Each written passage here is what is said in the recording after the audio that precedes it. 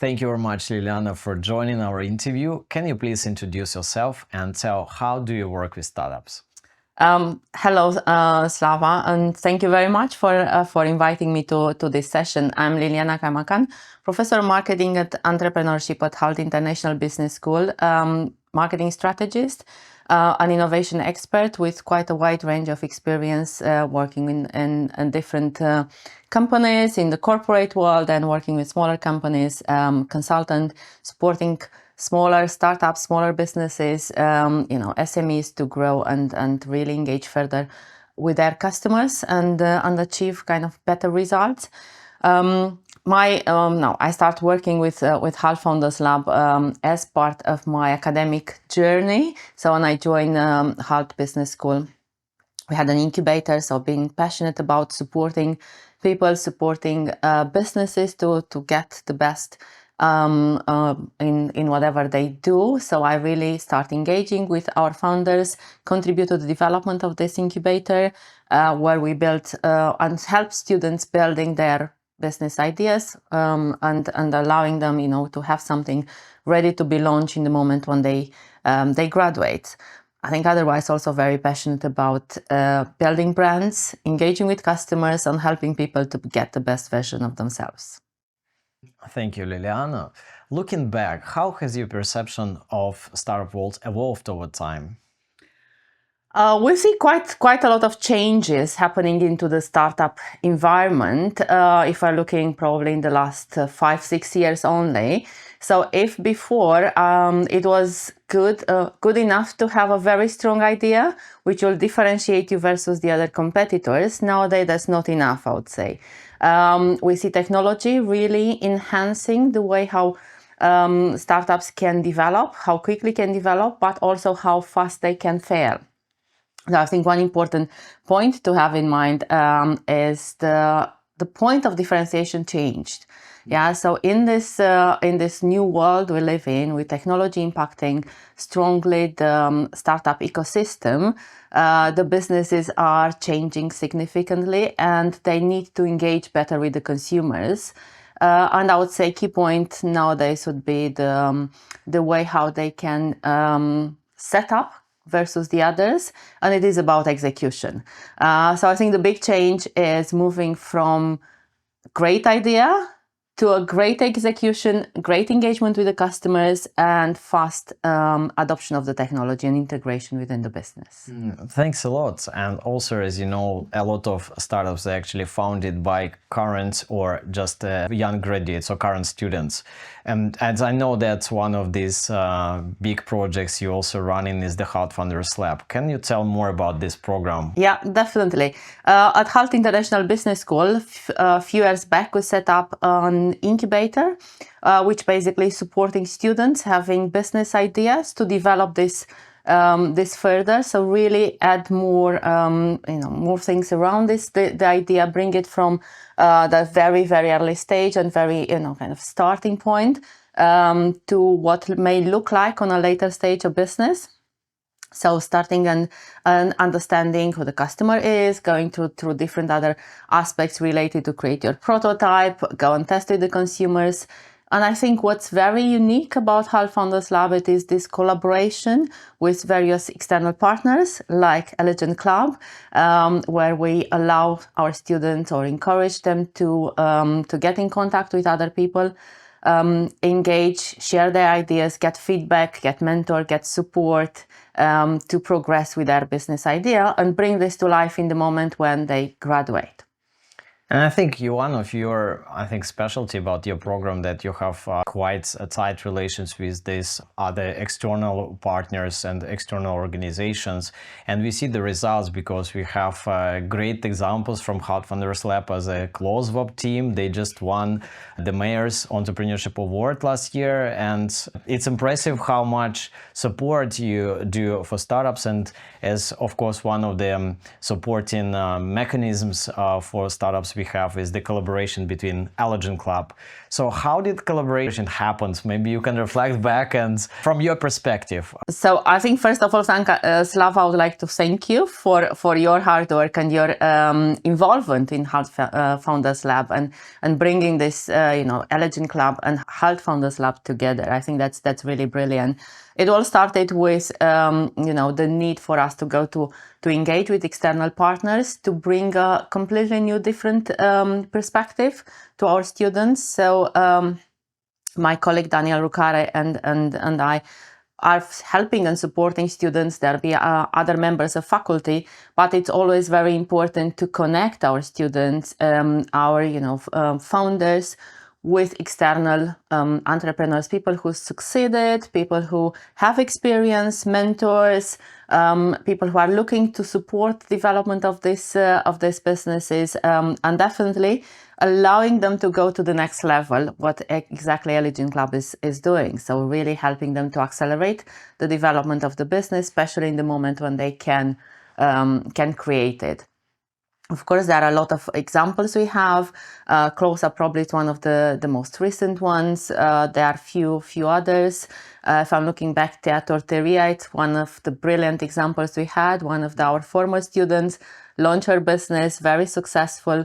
So then we can kind of connect further with them and bring back and show these examples to our students on what can be achieved. I think it's very important for students to see the real case studies and the real entrepreneurs who actually started maybe a few years back in the same university walls, and now they made the significant progress. But also coming to that, success, it's also sometimes it's a question of coming through some mistakes and challenges. What are the common mistakes founders make, looking to your observation to founders? Yeah, so I can go here beyond just Health Founders Lab, where we know, unfortunately, students can't really start their business. But they can work towards the business idea and this can be launched.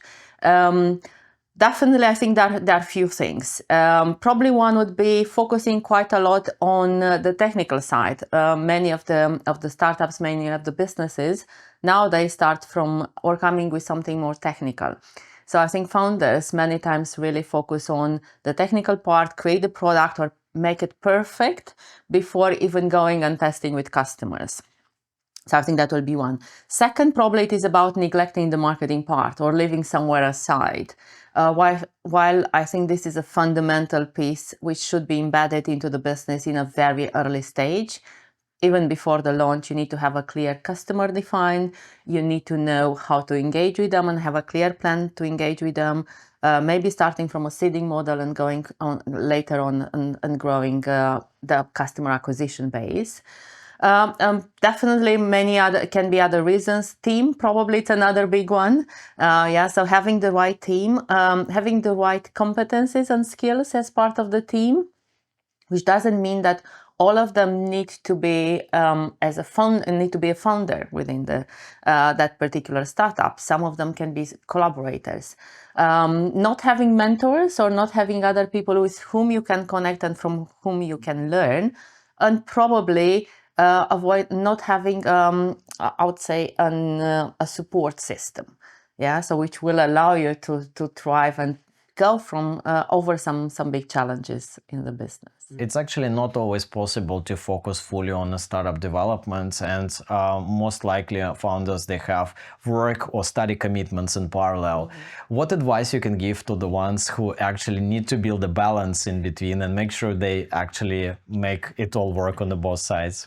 Yeah, so probably many started with this by balancing. I'm looking myself. Also, I'm doing currently I'm balancing more things and just kind of started the consultancy business with some colleagues of mine, and balancing my current work as academic. I think the key point here it is to understand what are your priorities, and really make sure that you drive and everything you do it's going towards and building towards that particular priorities. I would say if you are still studying, do not neglect the studies. The education, it is a clear foundation for future development, because a business may work may end up failing. So that's the reality. We know businesses are failing much faster nowadays than before. Having a strong education, a strong foundation will allow you to start again anytime or develop many businesses, not stick with just one. So I think it's about finding the balance, finding a clear North Star and a clear direction. And allowing time also for if there is studying or if there is another, somebody working at the same time having a side work, again finding the right balance between these things, but keeping probably the business as a priority, because you want that to succeed. One of the essential part of the startup development is MVP validation, when you actually see that it's tested and you think that there is a proof on the market. So how to test your MVP in the most efficient and maybe the fastest way? So I think, again, coming to your first question, what changed in the last years? Probably the ability and possibility to test your MVP faster. It is one of them. So I would say first and most important, it is know who your customers are and go to reach out to them. You can, of course, nowadays you have technology, you have different ways to do it. You don't need to go only and showing and doing face to face, but you can, engage with people from everywhere in the world, bring them, kind of engage them, allow them to take part of the testing program. So that would be one. But I would say go as early as possible. As soon as you have defined some key elements of your prototype. Doesn't need to be fully fledged MVP, as long as consumers will be able to understand what is this about. Put this product into their hands, allow them to give you feedback. Either they can do it in a physical way, but having a conversation, showing them, getting a feedback, or giving them access. If we talk about any site or any apps or kind of similar things, it is about allowing customers to use it. And I can give you a quick example. I'm working now with a startup from Germany, which just launched a fantastic business. It is Layer Journal, a coaching solution and AI coaching solution. They basically decided to test it with our students. So the students work on a project. Or they'll give further feedback. So and then that will work out and be translated into the further development of this app. So I think that's how we can test it. Of course, you can use any other AI tools we have available today. Again, I would say let's be cautious in the way how we use AI tools, because that's this. I believe that AI is here to help rather than replace the human capabilities. Well, that's for sure. Sometimes it's better just to have a normal conversation and talk to real customer rather than asking ChatGPT what is the best approach to sell your product or service. But one of the big issues for founders is actually the motivation and commitment, and how to basically keep doing what you're doing. Yeah, I think that's a very good point, Slava. So what we see this very frequently. We start in HFL with quite a big number of enthusiast students who have really great ideas. As they progress and they realize how much commitment is required, the need of being there and putting a bigger effort towards the business, we see some of them really falling behind and even giving up. I think it is about dedication. It is about belief in your idea. So if you believe in your idea, I think you should work and go and bring it to life. It is about using creativity and finding ways on how to engage and bring this further. It is about finding your support system, which will allow you to overcome these down moments, which all of us will have, no matter where we are in the business.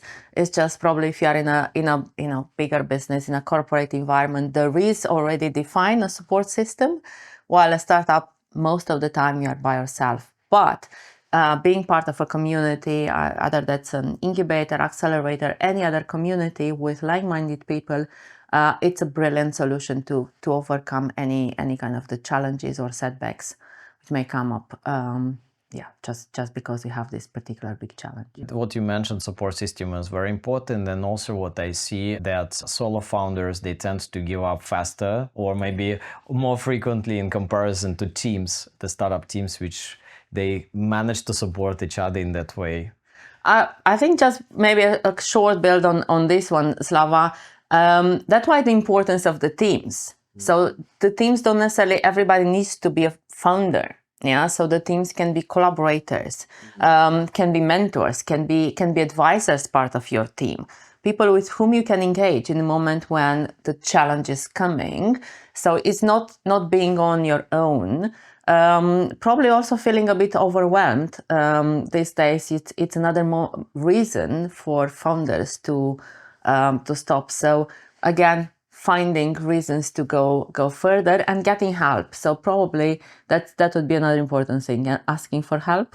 Yeah, that would be quite important. What is also, I observe that when you try to get a job, you just send your CV and you don't put your picture, like the photo, and like you tend to be selected by your skill set. In a startup world, it's, from my view, is completely opposite, because everyone is asking, first thing is, what is your LinkedIn? The people want to see more about yourself, who is behind the project, right? So people want to see the personality. And then we come to the point of importance of having a personal brand. What's your view? What's the role personal brands plays in the startup success? I think it's crucial, and it's general for any of us at any point in time. Yeah, so any professional, I think, should build and work on a personal brand. As you know, and there are many researches showing that people tend to buy brands because this builds trust, and especially in difficult situation and downturn economic environment, we buy brands more than products simply because we trust. That's the same situation when we talk about individuals. So an investor will be more inclined to invest into a business as long as the founder, for example, demonstrate that they have the skills and abilities to build that business further, which may not be necessarily, especially if you talk about startups or early stage startups, may not be there or may not have enough data to demonstrate the viability of that business. But then that's where the founders plays a very important role in convincing and attracting the trust of the investors, for example. So, but I think probably a few things on building brands and building personal brand. I think that's important to showcase what are your values. Yeah, so we talk about values because that will be another important point, relevant for investors. How you really bring this to life, to your business idea, how you stay consistent and coherent with them at any point in time. And then basically, I think it's what you bring new and different in that environment where we are. Yeah. So and what is your value? You know, how you deliver value for anybody, people around you, and of course that can be anything from you know, your personality, your skills, your knowledge, all combined. Yeah, so and then they'll be able to generate impact, you know, on the people around you, and I think that's quite important. As you just also mentioned that sometimes the founders, they tend to focus on product, but actually they don't have maybe much focus on the go-to-market strategy and a clear understanding of how to build up the marketing strategy for their business. In your view, what are the key components to build an outstanding marketing strategy? Definitely, I think all starts with customers. Yeah, so for me, I'm obsessed with customers, and I think that should be a fundamental and the core of any business. Understand who the customer is, understand what are their pain points and how you can engage with them, what really matters for them, and how you can basically bring value to these customers. Yeah, so I think that's a fundamental aspect. After this, it is defining what exactly do you want to achieve. Yeah, so what is your direction? Where do you see yourself in a certain period of time? Yeah, so it is what market do you want to enter, to be in, how big your business you would like to be, but be realistic when you start defining all these key elements, and then you can define the key elements of the marketing strategy. So, which will be following this, understanding the market environment where you operate.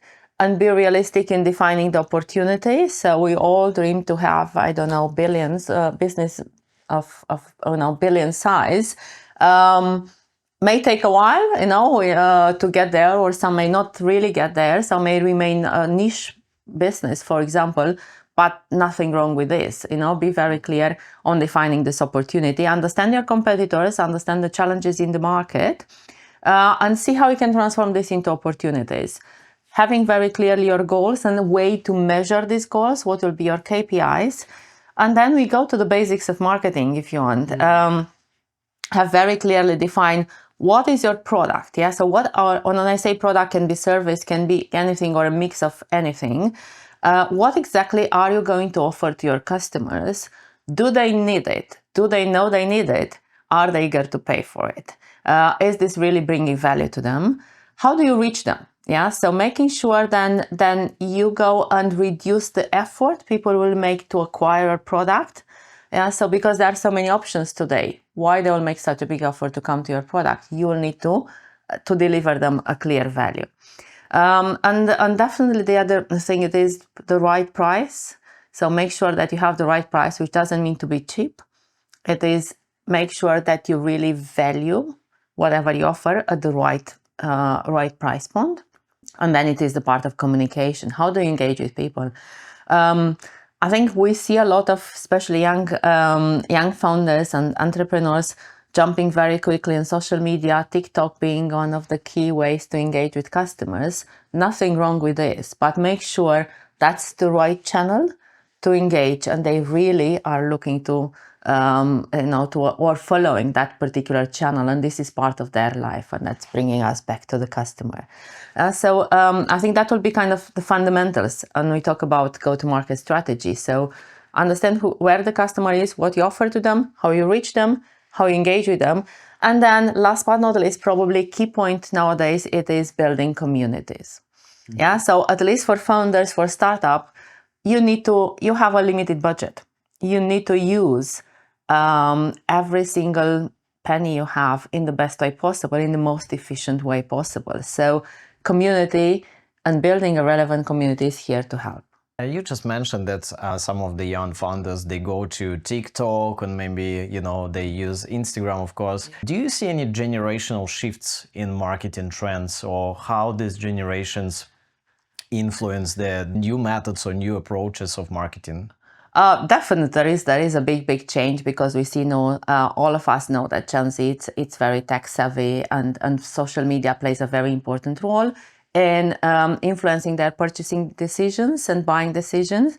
So that's very simple. They take the information from online, from social media, and also we know they remain rather go to a deeper research. Many times this really stays quite superficial, and will be impacted by certain other people within that particular group, or the influencers in that particular area. So some of them not always being very relevant. So I think it is about keeping the relevance and make sure then there is a relevance and a clear connection between what you say, who is talking about this, an impact that's going to have.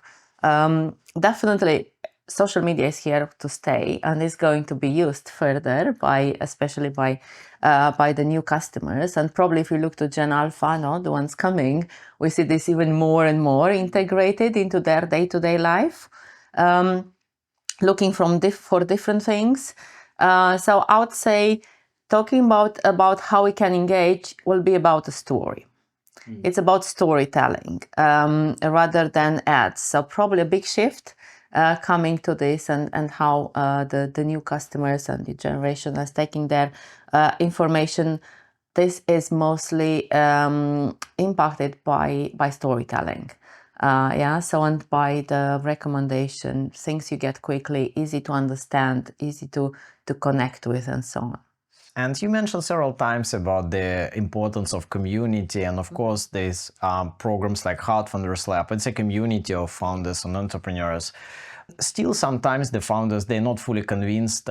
Is it really important to join the community, or is it important to join incubator or accelerator? In your view, why it's important to join some program?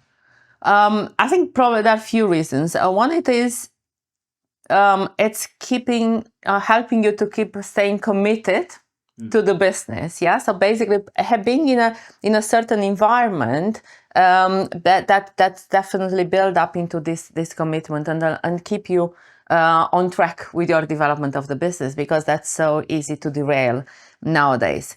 Probably the other important point, it is ability to exchange knowledge and information with the other members, and also having access to people with strong knowledge and basically skills. Yeah. So here we talk about mentors. We talk about the connection already created within this incubators or accelerators in generally, with different other network of individuals which can support the businesses.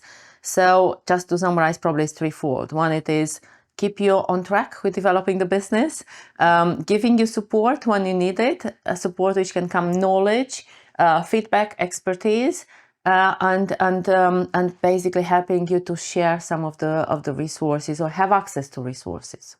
Some of our viewers, maybe they just at the startup idea stage, right? Mm-hmm. For the ones who are just about to start, what steps they should make in order to launch the business? I think it is definitely developing that particular idea. So idea is nothing until it's executed.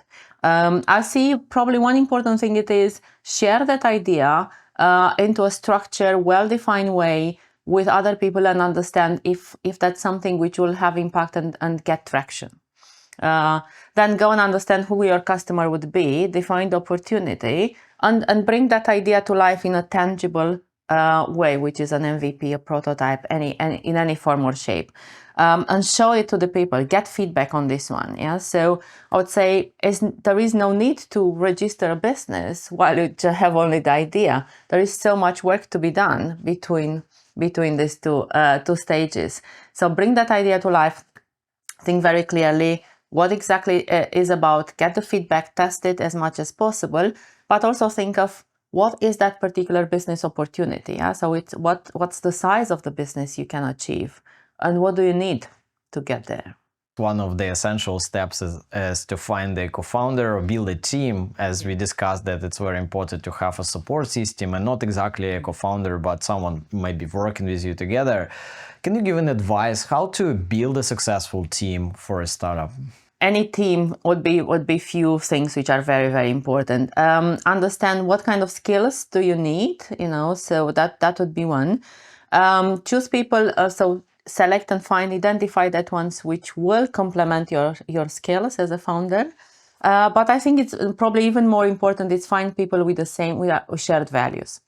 So because again, you can have other people providing that particular piece of work which needs to be done, but two founders which are sharing values more founders sharing the same values will be successful. Otherwise, that you are going to get into a clash, into a conflict, which may definitely will not be very beneficial for the business. So I think that's quite important, and that may not come easy and quickly, may go to different stages, may go to different changes. So that's why it's important to share the business idea and identify that people with whom you really click and connect, and make this work.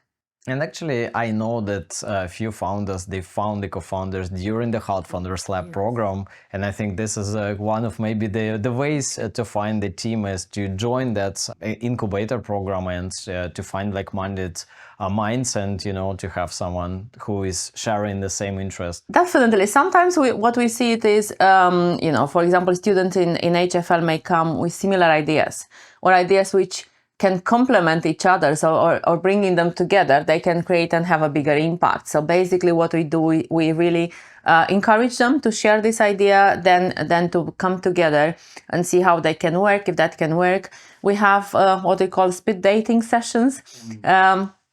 when they interact, also we can invite external people to connect, because so you may find your co-founder within your ecosystem, but also can be somewhere else.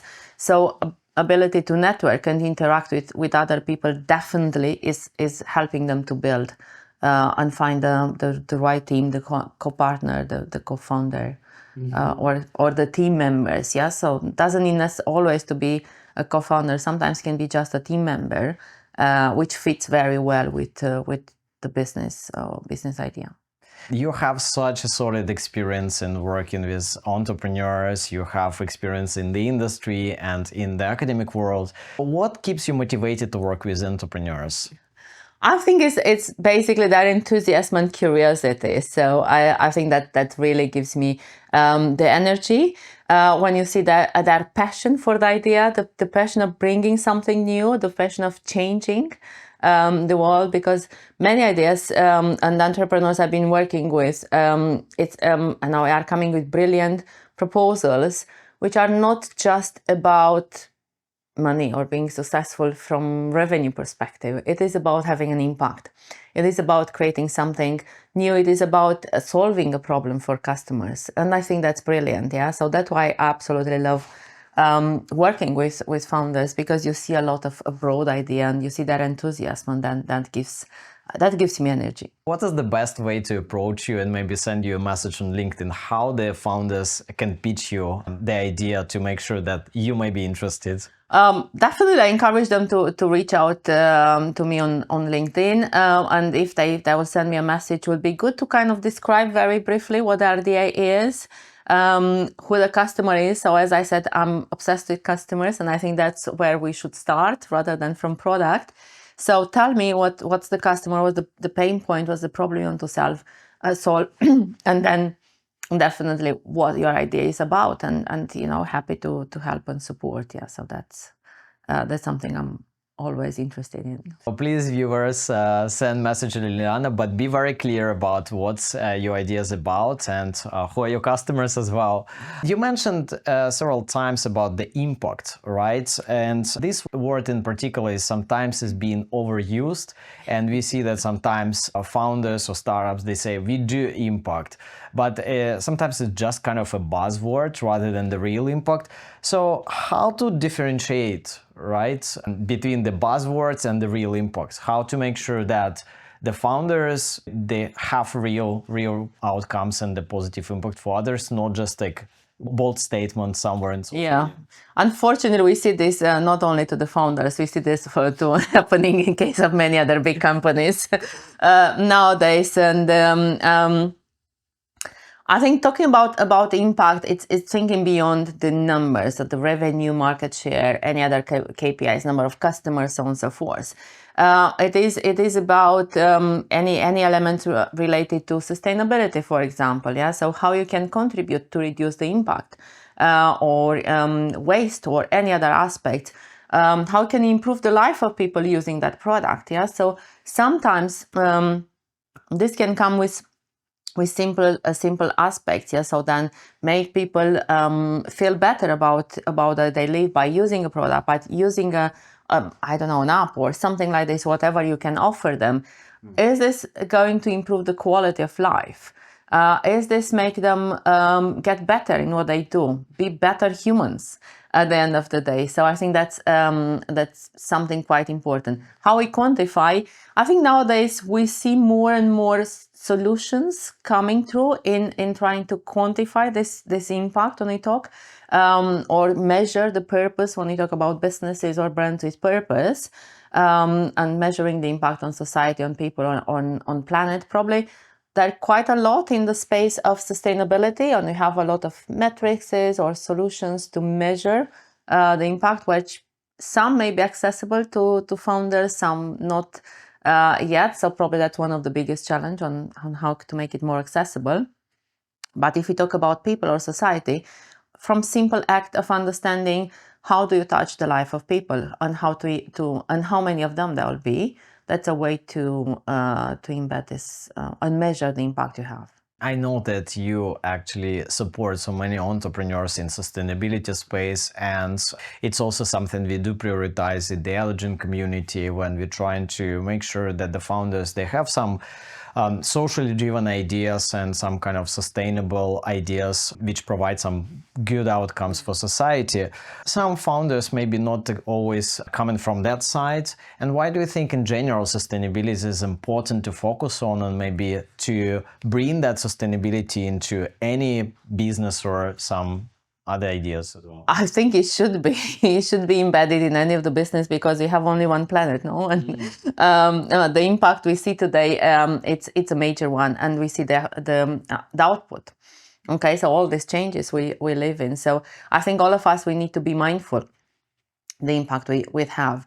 And sustainability, that doesn't mean just, I don't know, I'm not using plastic, or I recycle something, or I reduce my carbon footprint. Yeah, sustainability can be also the way we consume. The ability to replace or replenish some of the resources we use for our particular business. Always think beyond also your business itself, because the impact can be broader, can go few layers. Sometimes, we may take and be sustainable ourselves, but we move the issue in a different space. So think a little bit like this on sustainability through a chain, through the value chain, and how basically you can reduce the impact. I think that's quite important. And also all of us, we need to be a bit more mindful and start with small actions of every individual, educating people around you, educating the people using your product or service, if you talk about a business, and how that can become more efficient, and basically reduce the impact. I think it's very difficult to change people's behavior, and that's one of the fundamental things we've seen. But that can happen in the moment when you convince your customers they get value. Yeah, so that's a very, very simple question. Customers will ask, "What's in it for me?" Yeah, so what's in it for me? It is my value. What do I extract from this? And combining and integrating aspects around sustainability or purpose within the value delivered to the consumers, I think that's where the winning piece is. You also mentioned about support system is important for founders, and of course the mentors, they play a significant role in supporting founders. If I go to LinkedIn and type startup mentor in London, you may see more than 20,000 mentors in London. How entrepreneurs, they make sure they found the right one, and what is the right fit? How to make sure that there is a match? I think I'm with you here. Probably there is a broader group of mentors. Each of them coming with a certain expertise, a certain knowledge. I think what is very, very important, first of all, define where do I need support, me as a founder. Yeah, what is that particular area where I need support? What kind of support, and what is the profile of the people I want to interact with? And again, if you go on social media, LinkedIn or any other kind of networks, everybody will have some details about their activities, what they've done, and how they interact, and their area of expertise. So just kind of have a check in terms of, is this what I need? Do I need marketing? Then probably I will not necessarily interact with people with expertise in finance or somewhere else. I probably hear this the point of around preparing the pitch deck, and I think we have, everybody can be an expert in advising what to include and how to build a pitch deck. I'll say be a bit mindful on what is important into your pitch deck. With whom are you going to interact? Yeah, do you need to showcase the product? And probably you will need an expert, a mentor, which is coming from more technical side in helping you build the product. Do you need somebody who help you with the finance? Then it's that part. Do you need to understand and showcase how you reach customers and convince them to buy? Then probably you need a marketing expert. So I think that will be probably ways to make the selection. I think one of the events of Allergen Club, one of the startups you have in your accelerator, had a wide range of mentors. So I think that's good. It's very important to understand how to use them. Yeah, so how really to tap into this knowledge and richness of information which exists into the mentors. So be mindful. I know having like 20 mentors may be a little bit confusing about what direction to follow. Missing someone, having only one may not be enough because may not cover different areas of interest or information. Apart of the mentors, there are startup advisors, the ones who sit on the advisory board. And maybe it's not always clear for early stage founders when they should start looking for advisory boards or advisors for the company. When the company exists and demonstrate that can progress, I think before this probably would be a waste of time from both sides, because an advisor, if the company it's very early stage or it's not launched and didn't have the first clients, or they don't have what to advise you to. Yeah, so that you still need to do a work on yourself. So I think advisory board probably makes sense in the moment when you start moving towards a scale-up stage. Yeah, so really getting a bit bigger when you get really more knowledge, and you need more guidance on how to progress with the business. Early stage it's also a lot of trial and error. Not to say that having an advisory board means a cost. Yeah, so that's, can you afford it as a startup? Would you use that money on an advisory board, or you may use that money on customer acquisition? Yeah, so that's a decision. Do you need a board? Do you need one person? What kind of profile and what do you need? So coming to your point, I think advisory board, in my personal view, is a great thing to have in the moment when the business is moving into scale up phase. One of the essential parts of the startup journey is the pitching, and you probably watched more than thousands of pitches. But of course, we see some successful pitches, and some of them they're not that successful. What makes pitch outstanding in your view? In my view, I think what really gets my attention it's that clearly highlight what is the need you are going to solve. If you start by telling me all details about the product, okay, so what? Who is going to buy it? Does anyone need this product? I've seen in my career so many examples when my fantastic colleagues in R&D develop amazing products, technologies, name it. And then coming to marketing, we try to figure out to whom to sell it and try to dress up something and make it work. And most of the cases doesn't work. So I think what attracts me is starting with a very clear customer need. So what is that one what's the problem we are going to solve? How are you going to do it? How do you reach and engage and convince these people? Who is in your team? Yeah, what kind of skills and capabilities you have as part of your team?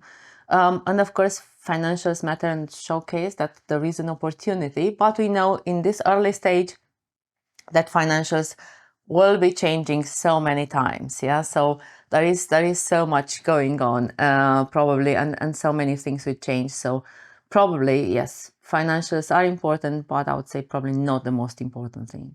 Also, sometimes maybe founders, they know everything how to put things, but they may still missing some presenting skills or public speaking skills. Can you give any advice of how founders can improve it? Yeah, so definitely presentation skills it's a big challenge, and having the capability to land very clearly the message and what you stand for and what exactly is your idea. So my advice here would be, first of all, be very clear what are you going to talk about. Okay. Second, who is your audience? So different audience will look from different things. Me as a marketeer, I'm looking for customer understanding and need. Probably if we'll be sitting next to a finance person, so that person will look into the numbers because that's what really matters for them. Yeah. So adapt your pitch with the audience and make sure that you have a very clear narrative which will take the people through your story. Probably the other it is have a story. So at the end of the day, at least in the early stage of a startup, it's all a story.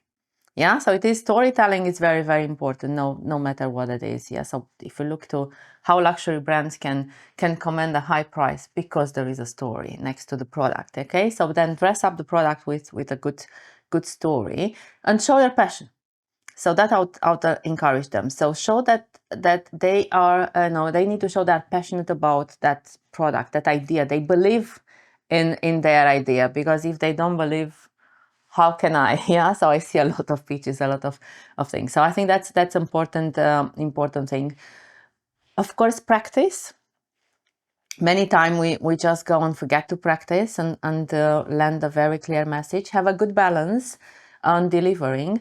And probably a very important thing which I see these days is either presentations which are very heavy in terms of information or very light. So from this perspective, probably one piece of advice would be, we know there are three types of people. So the ones which are paying attention to visual stimuli. Yeah, so visual stimuli are getting their attention. Yeah, so they are more visual. So basically what they see will get an impact and they will remember that particular information. Some will be more auditive. So they remember what they hear, not necessarily what they see. And some others will be kinesthetic, what means pay attention to the movements and the way how you present and showcase what you kind of engage with them when you talk. As in a broader audience, we don't know who is who, what kind of, so it's good to have a balance. Please don't use just a picture and talk a half an hour on a or the other way around, have a slide with a lot of information and you'll lose the audience. There is a quite common debate whether founders they should have a tech skills to build a successful tech startup. And with the world of AI, it's becoming even more interesting because, as you know, AI tools, they can provide some developments, automation process. What about marketing? Do you believe that AI can replace marketing skills of the real people? I think this idea that AI will replace marketing, in my personal view, it's a completely wrong one. Yeah, so I don't think AI can replace creativity and human creativity, but creativity and AI, yes, will replace creativity. Yes, only replace this part. Talking about marketing is not just an ad you put somewhere there or design a pack label or something like this. Yeah, so or a layout for your site or whatever it is. So marketing means a clear understanding and more strategic thinking. What exactly do I want and how do I engage with these people? So it's more thinking underneath of execution. So what we see online and whatever, it's just an execution, which can be done by AI. But not always. And I think probably where the human capability is coming, it is create something unique. I did a very quick exercise in my creativity and AI course with the students, and I asked them to create a customer profile for a certain brand. We realized that 40 of them had exactly the same profile because they all did it with using ChatGPT or Claude or DeepSeek. So, and then said, okay, fine. So we all address the same customer. What's the difference? And then we did the exercise of create an ad. Basically, they are 80% the same. So fine, I think if you go exactly the same as your competitors and based on the same base of whatever exists, because what AI is doing these days, it's using and computing a lot of information and based on what exists, create a proposal. But it's not going forward in bringing something completely new and different. And I think that's where basically the human creativity can play a very important role. And I believe that in the world we live in today, marketing is what makes a difference. Yeah, I see, and some of the clients I'm working with, they reach a certain point with having a very limited marketing team, but doesn't work further. Okay, so they reach a point where they start declining and accelerated decline, because they lost the relevance and the way to engage with customers, and there where marketing plays a role. If you have a startup, you may not need to have a full-time marketing person. Yeah, so you may work with an external person, but I think make sure that you have a strong strategy in place, and then of course for the executions can be somebody you can use AI for kind of short deployment most of the time, accelerating any kind of adaptation, adjustments, tests, A/B testing, or any other kind of things. But you still need a human I would say, to do the strategic part, and then the rest may be done by technology. Okay, that sounds very promising. That we still need people to manage certain things. Can you give any advice of some book, podcast, or resource for early stage founders to learn more about the marketing? One interesting book, which been to a bit controversial to a certain point, but I think that's quite relevant. It is Byron Sharp, How Brands Grow. It's talking about penetration. So it's true that book been creating for bigger brands, but I think that's a lot of learning in and that basically the fundamental aspect. It's about building mental availability and physical availability. So mental availability, people know about you. Physical availability, people find you, yeah, so they can reach. That will be one. I would recommend Seth Godin. So following that's one of the marketing experts, and definitely somebody with a very strong voice, and looking and kind of really a really good point around how marketeers can adapt, adjust what's happening in the new world of marketing. And probably a person I admire a lot, and has quite very interesting thoughts, especially on behavioral economics and the customer behavior, is Rory Sutherland. Again, I would say good stuff there in getting and understanding customers, and that's the starting point. We talked today about the personalities, the values, and when it comes to investments or even mentors, what are the red flags in founders you observe, and maybe the ones which stop them to succeed due to some personal factors? Definitely, that's a variety of reasons, but probably the commitment and belief that the idea it is something strong which will make a difference. Probably it is the biggest one. Probably another one, it is about team. Not having the right team, having tension in the team, and not having the ability to solve this very, very quickly and move forward. Probably that's another one.